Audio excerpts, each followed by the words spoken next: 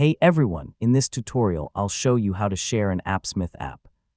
Whether you want to give access to teammates, clients, or other users, Appsmith provides several ways to securely share your applications. So let's get started.